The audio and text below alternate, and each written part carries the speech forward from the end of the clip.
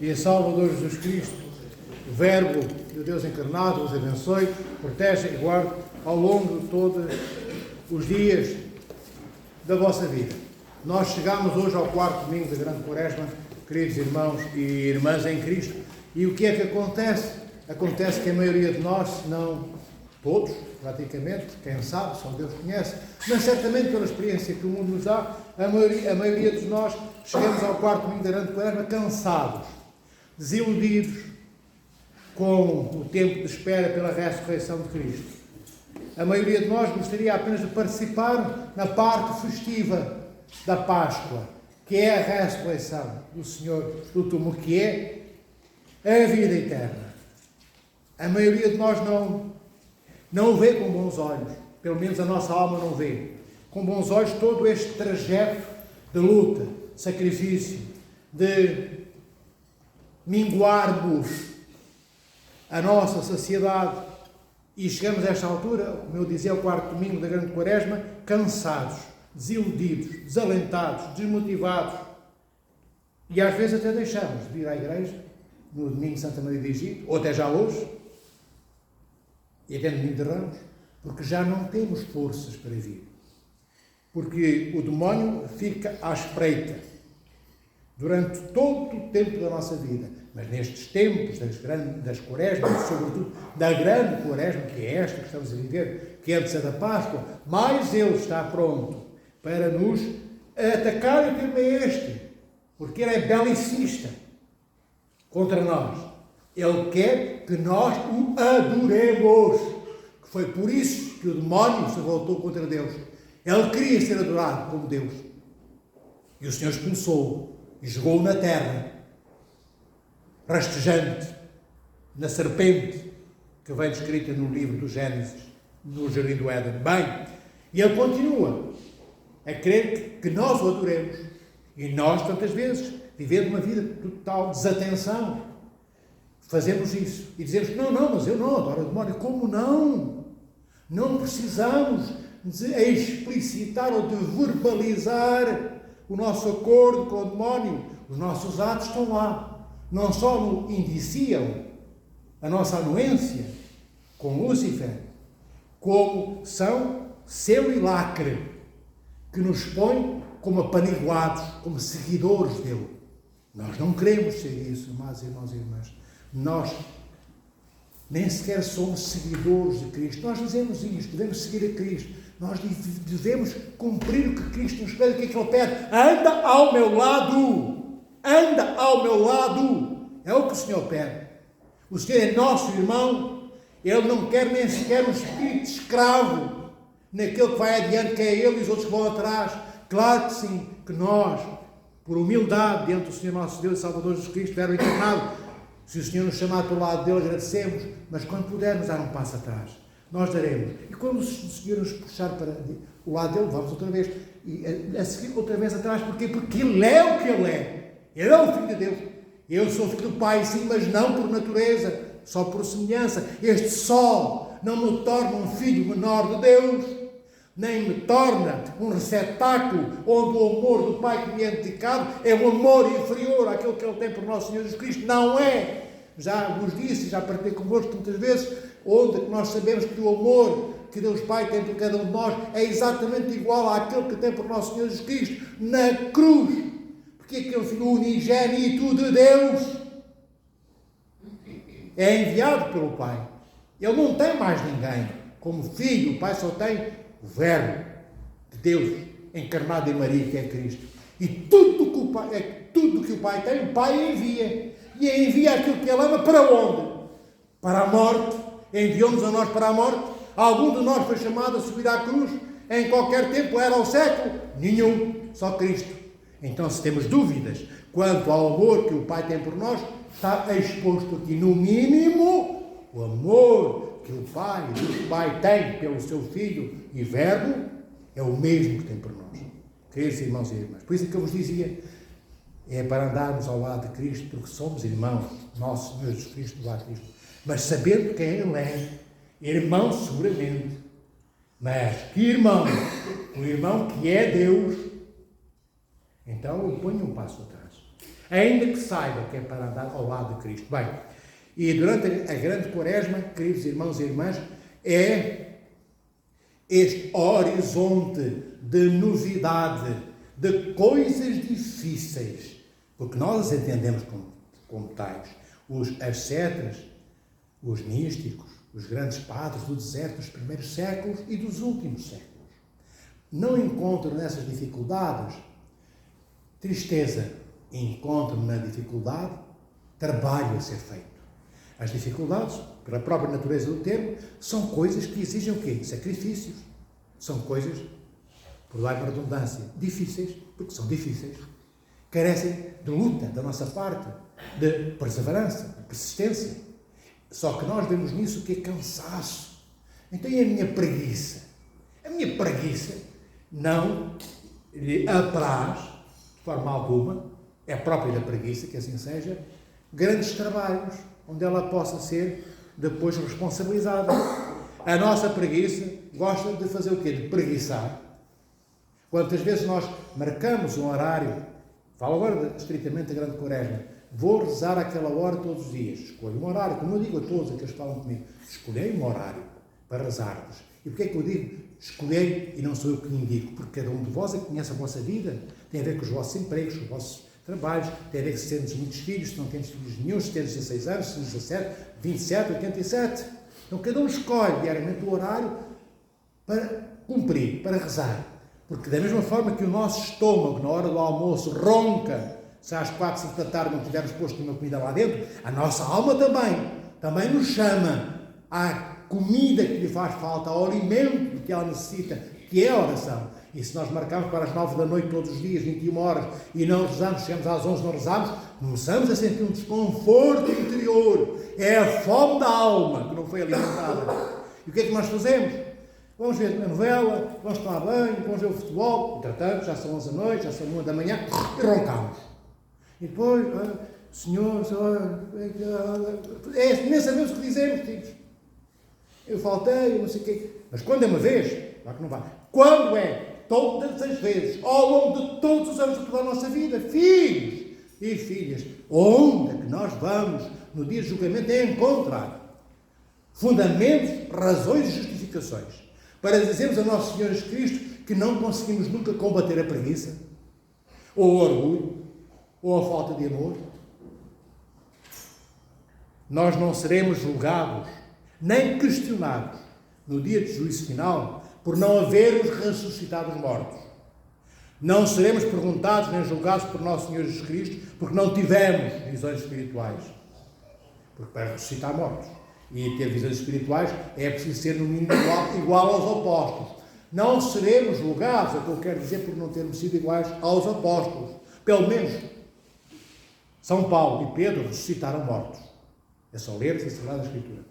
Mas seremos questionados e julgados por nosso Senhor Jesus Cristo no dia do juízo final, se não nos tivermos arrependido dos nossos pecados. Ver, é mais importante arrependermos dos nossos pecados do que ressuscitarmos mortos e do que termos visões espirituais. Fixai, repito, é mais importante o nosso arrependimento do que eu ressuscitar quem está morto.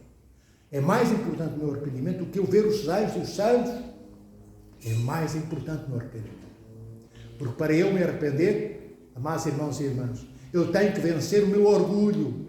E é muito difícil pedir perdão aos meus irmãos e irmãs, que eu estou sempre convencido que eu tenho razão. Então quem tem que pedir perdão é sempre o outro. Eu não aceito ser injusticiado.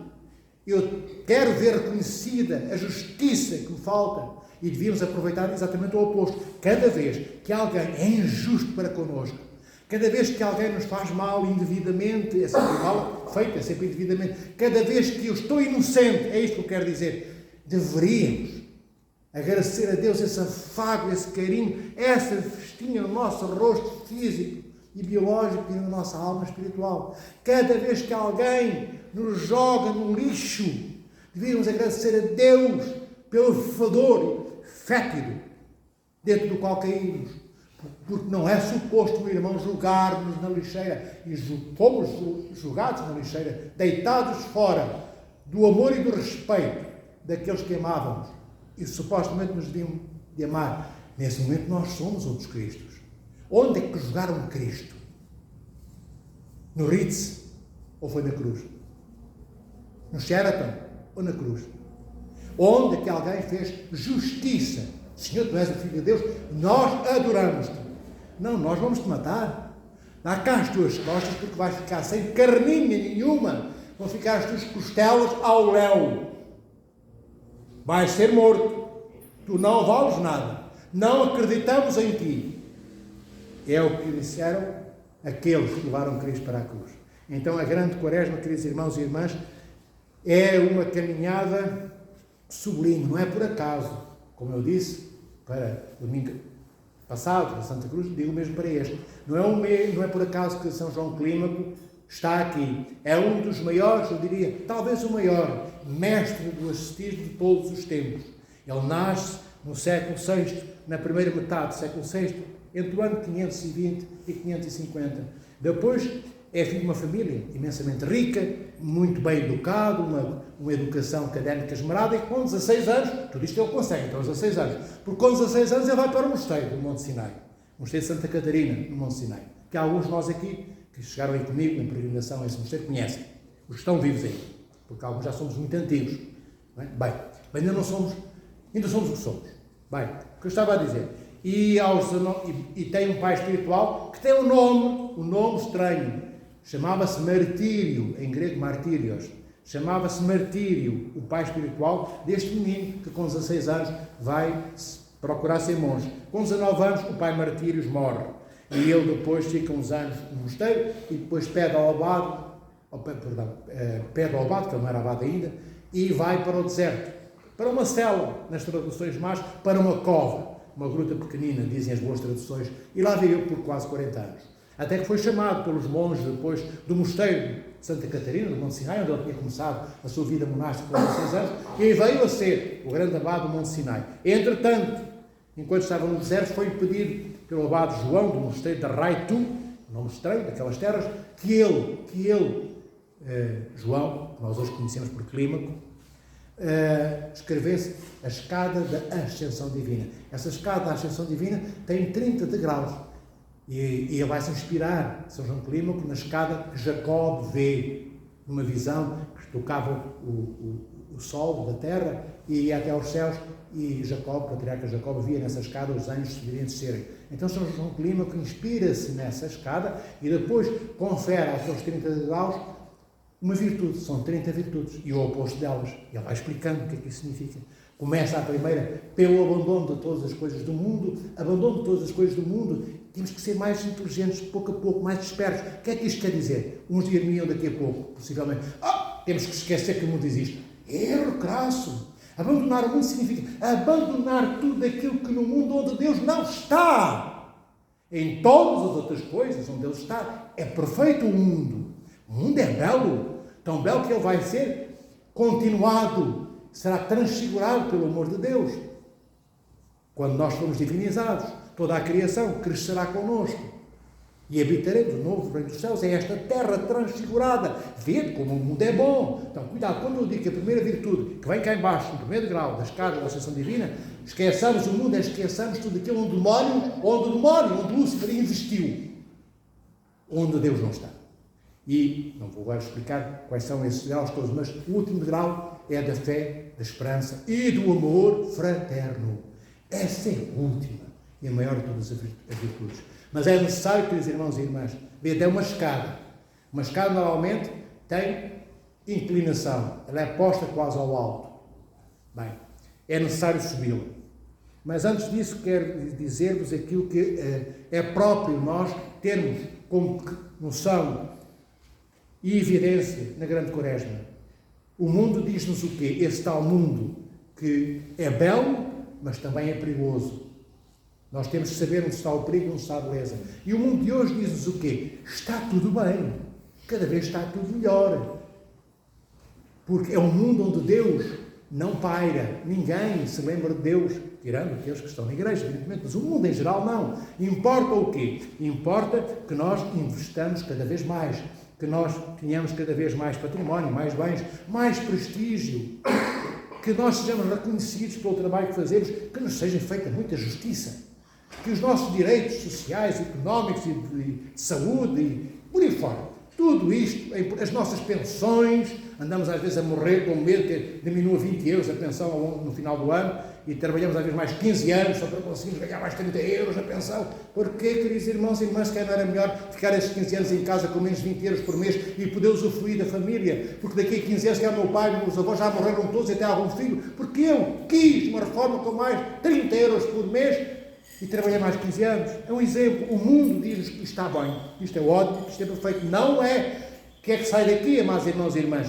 Os nossos pensamentos, os nossos desejos estão sempre comprometidos com o mundo e não com Deus. Então nós vivemos numa ansiedade terrível que teimamos em não admitir que é real em nós.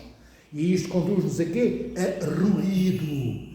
Nós andamos no meio de ruído, mas não é só no meio da desordem exterior a nós próprios que esse ruído provoca. É dentro da desordem e do caos absoluto, da desordem instalada dentro de nós.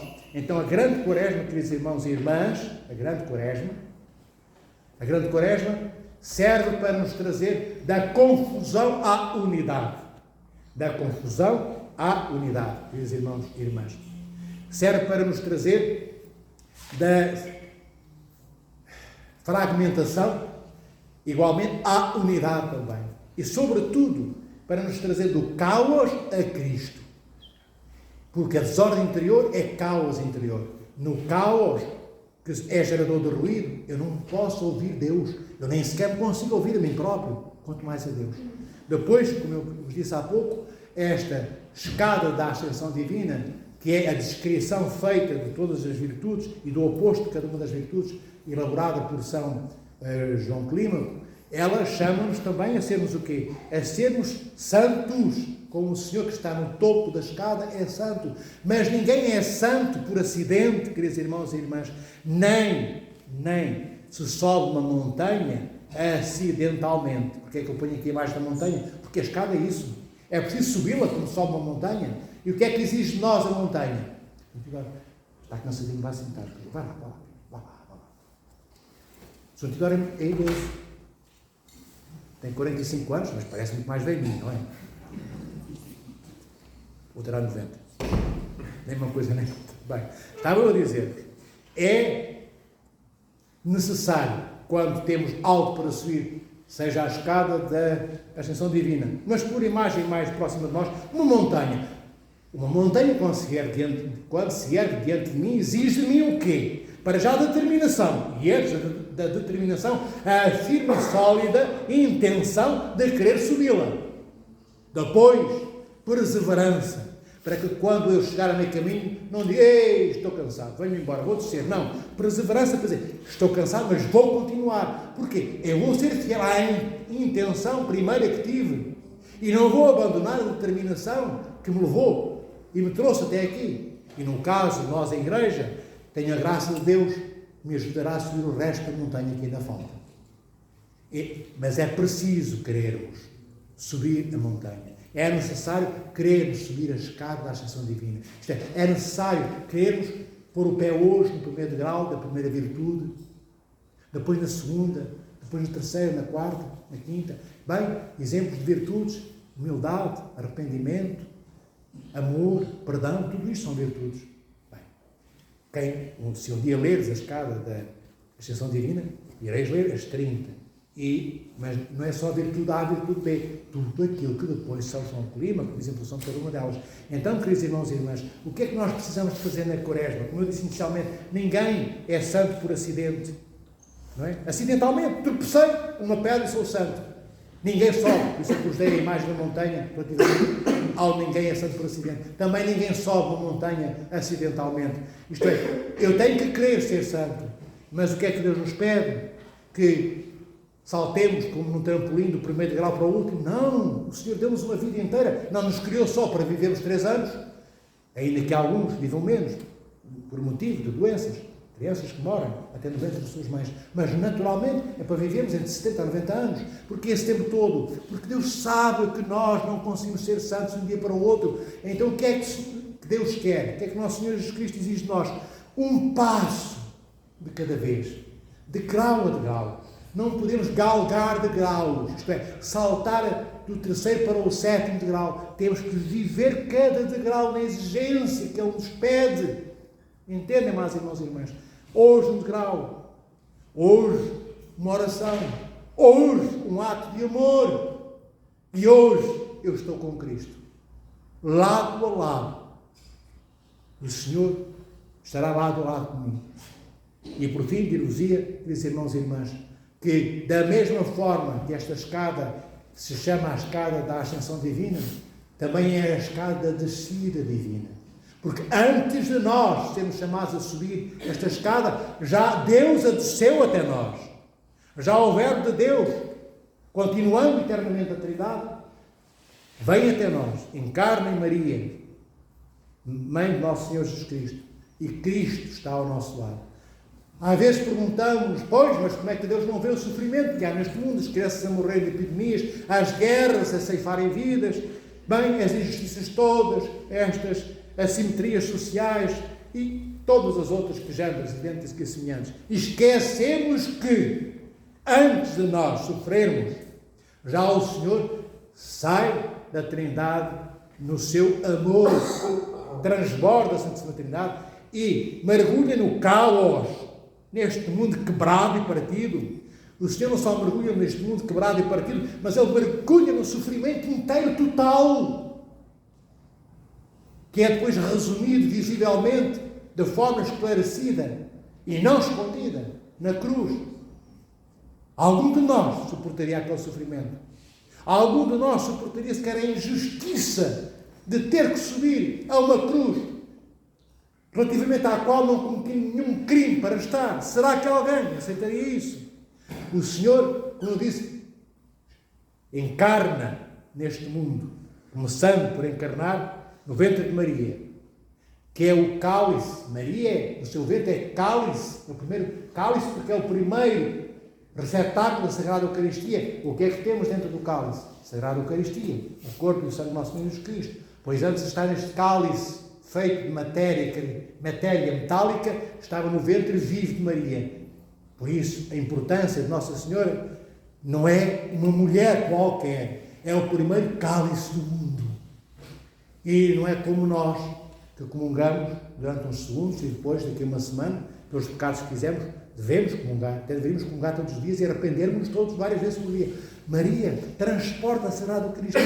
Maria transporta a Sagrada Eucaristia no cálice no qual ela própria se tornou receptáculo vivo, orgânico, para poder receber o Deus vivo, durante 9 meses, misturando o seu sangue com o sangue de Cristo. Toda a natureza humana do Verbo de Deus, segunda pessoa da Santíssima Trindade, pessoa divina única, na sua natureza humana, ele só tem a natureza de Maria. Todo o sangue que corre nas veias de Cristo é o sangue de Maria, sua mãe, porque o Pai, Nosso Senhor Jesus Cristo, é Deus Pai.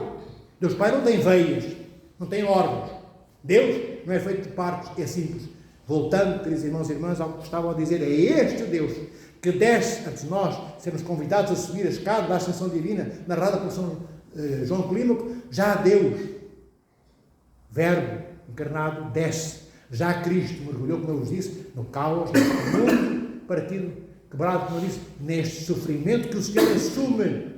O Senhor não cai acidentalmente, por acaso, no sofrimento. Ele assumiu, ele quis ir para aquela cruz. Porquê? Porque o amor dele é um amor apaixonado e abrasador por cada um de nós.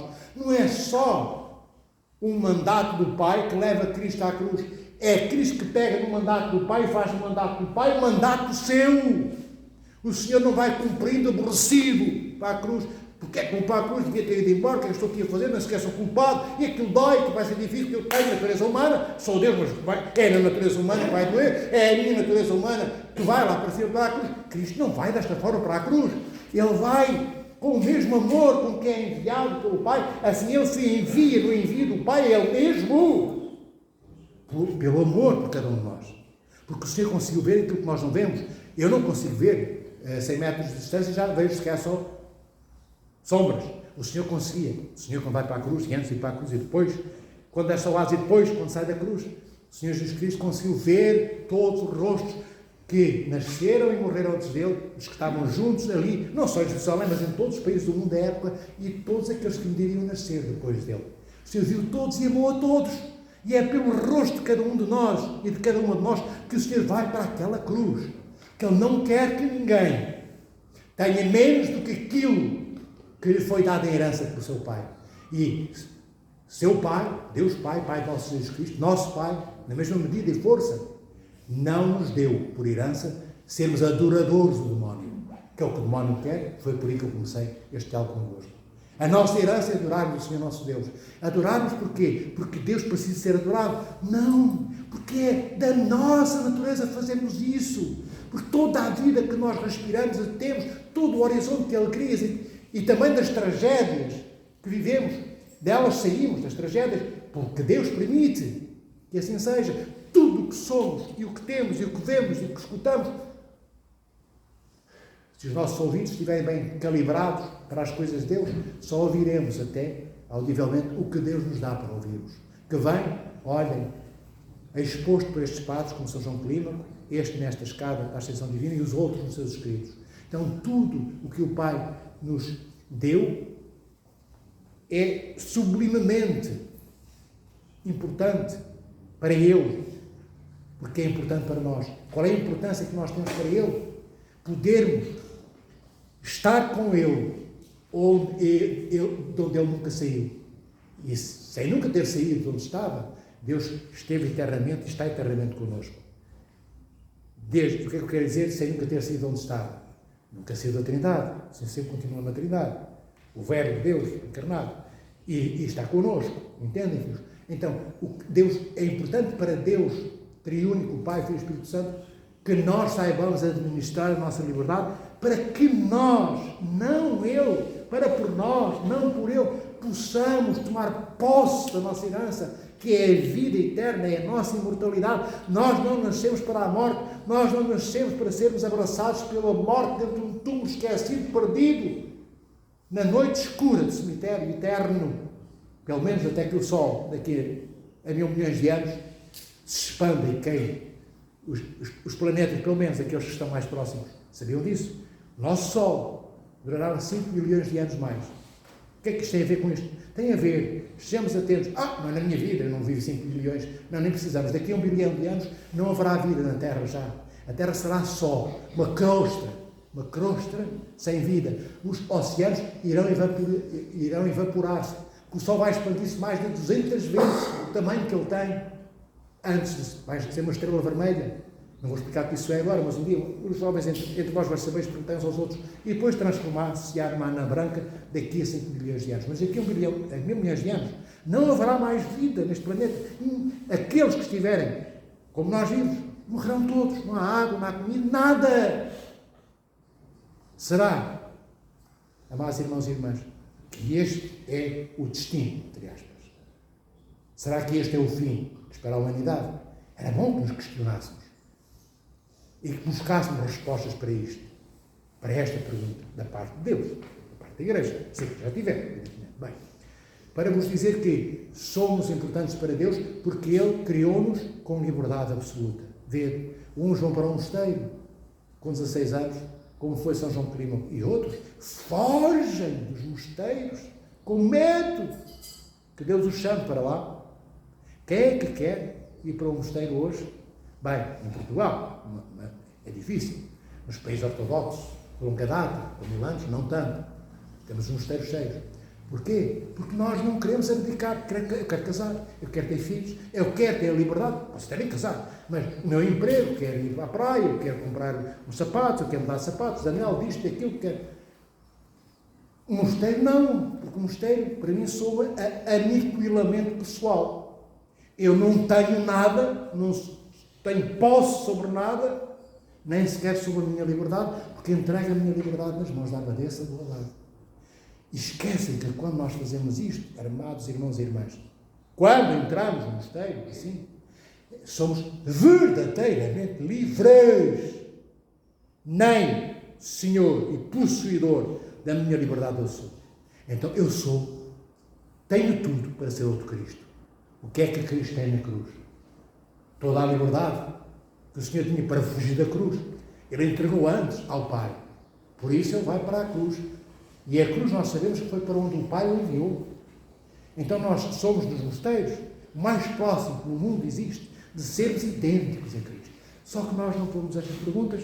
Bem, e às vezes o vosso interpreta também, não vos diz todas as coisas que devia dizer. E a culpa certamente será minha. E se calhar também dos nossos bispos e padres. Bem, resumindo, queridos irmãos e irmãs, aproveitemos esta grande quaresma para hoje, a 2 semanas do início da Semana Santa, ganharmos um novo alento. Não nos entreguemos ao desespero que se calhar hoje existe em nós. Não abracemos o desalento e a falta de entusiasmo que talvez tivéssemos de manhã quando nos levantámos da cama. Pensemos que temos São João, Clímaco. Deixemos estas palavras, algumas certamente vós ireis abraçar com carinho na vossa memória. Então lembremos que este Senhor que nos convida a subir esta cruz é este mesmo Cristo que já desceu. Então ele desceu, e onde é que ele está? Acompanhando-nos durante a quaresma. O Senhor está a acompanhar-nos durante toda a quaresma. O que é que nós precisamos? Estender a mão. Ou pedirmos então, Senhor, eu preciso de Ti. Sabem o que é necessário para dizermos esta frase diante de Cristo? Senhor, eu preciso de Ti.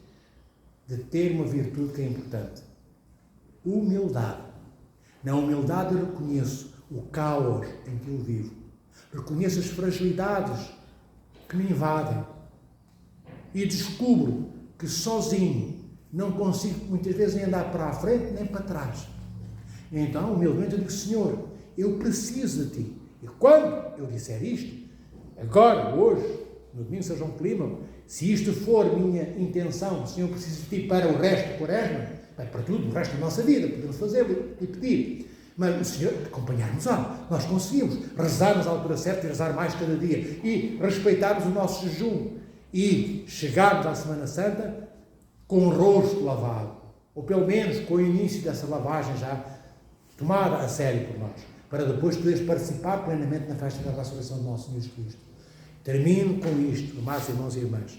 O jejum é para ser levado a sério, dentro do contexto da nossa seriedade pessoal. Eu disse já que não é obrigatório o jejum, isto é, não é obrigatório porque Deus não obriga.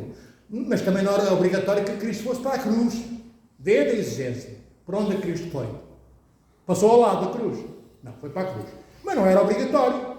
O Pai pediu-lhe, ele que se obrigou a si próprio, a ter sintonia e harmonia total com a vontade do Pai. Também a Igreja diz, não é obrigatório o jejum. Mas se eu quiser agir como Cristo, agir em função da cruz, eu não passarei ao lado do jejum.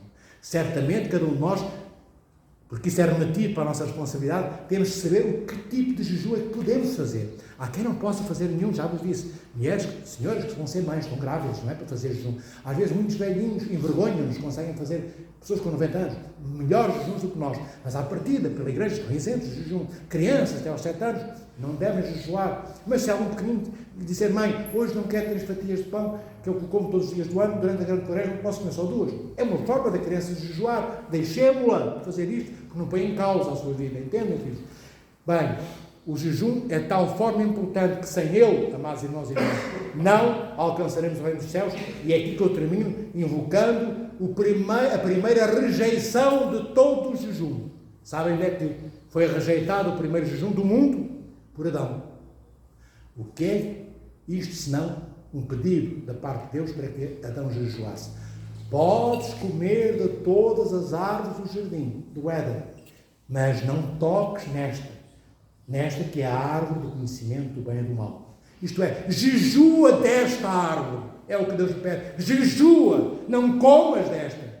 Come de todas. Das outras não necessitas jejuar, mas é jejum absoluto para ti. Se tocares, isto é, nesta árvore, se não jejuares desta árvore, do que ela produz, certamente morrerás.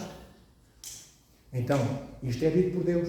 E Adão jejuou? Não jejuou, ele foi lá e comeu. No dia de jejum, que eram todos os dias, até que Deus lhe dissesse um dia: hoje já podes comer da árvore do conhecimento do bem e do mal. Ele um dia ia poder comer, quando ele fosse adulto na fé, adulto no relacionamento, adulto na relação com Deus. Então, e a resposta de Deus é: certamente morrerás, se não jejuares. Certamente que a resposta para nós é a mesma: certamente morreremos, se não jejuarmos, como aconteceu com Adão. Bem, Adão é santo, é verdade, Eva é santa, são santos hoje porque se arrependeram. Nós também, se não jejuarmos e nos arrependermos, é facto. Como eu vos disse, é mais importante arrependermos do que ressuscitarmos os mortos e termos visões espirituais, como eu disse há pouco. Isto dizem-nos quem? Os padres, não quaisquer padres, os padres do deserto. E depois é corroborado pelos padres da igreja e pelos padres apostólicos. Bem, temos 3 tipologias de padres. E se calhar não sabemos distinguir nenhuma delas. Temos que aprender estas coisas, filhos. Então, agora é que é mesmo, para terminar, dizendo-vos isto: Deus, de grande quaresma, não quer a nossa perfeição. Eu gosto destas frases para vos chocar, que é para ver se acorda. Então, mas não temos de ser perfeitos, então a grande quaresma não é para a nossa perfeição. Não! Numa primeira instância, isto é, num primeiro momento. A grande quaresma é aposta pelo Espírito Santo que inspirou a Igreja para que assim vivesse liturgicamente, para termos não uma perfeição no primeiro momento, mas um relacionamento com Deus. É para isso que a grande quaresma serve, para nos relacionarmos. Deus é um Deus que quer falar connosco, que quer fazer parte da nossa vida, que quer beijo e abraço nosso, se nós quisermos dar-lhes. É nisto que se baseia minimamente um relacionamento. Num relacionamento de pessoas que se gostam, que se amam, há o quê? Há uma matiz, há uma pirâmide de confiança inabalável. É isso que Deus espera que nós descobramos ao longo da grande quaresma e que João Clímaco nos dá como medida a alcançar nesta ascensão da escada divina. É aprendermos a descobrir essa intimidade com Deus, administrando plenamente a nossa liberdade, com toda a luminosidade. Porque nós não somos robôs, por isso somos responsáveis pelas decisões que tomarmos. E por aqui me fico, queridos irmãos e irmãs, mas ver a riqueza que a nossa Igreja tem de ensinamentos para nos ajudar a sermos amigos de Deus e amigas de Deus e amigos uns dos outros. E este relacionamento que Deus deseja que nós tenhamos com Ele, mais uma vez, não porque seja importante para Ele, mas importante para nós, porque neste relacionamento com Deus nós descobrimos quem nós somos. E ao descobrirmos quem nós somos, descobrimos também quem Deus é. Se eu descubro que sou filho de Deus, imediatamente descubro o quê? Que Ele é meu Pai. Está lá para aliciano, mas é importante nem sempre, por tão óbvio para ser lá chegamos, amados irmãos e irmãs. E este relacionamento que a quaresma nos permite termos com Deus é o relacionamento que temos que ter com os nossos irmãos.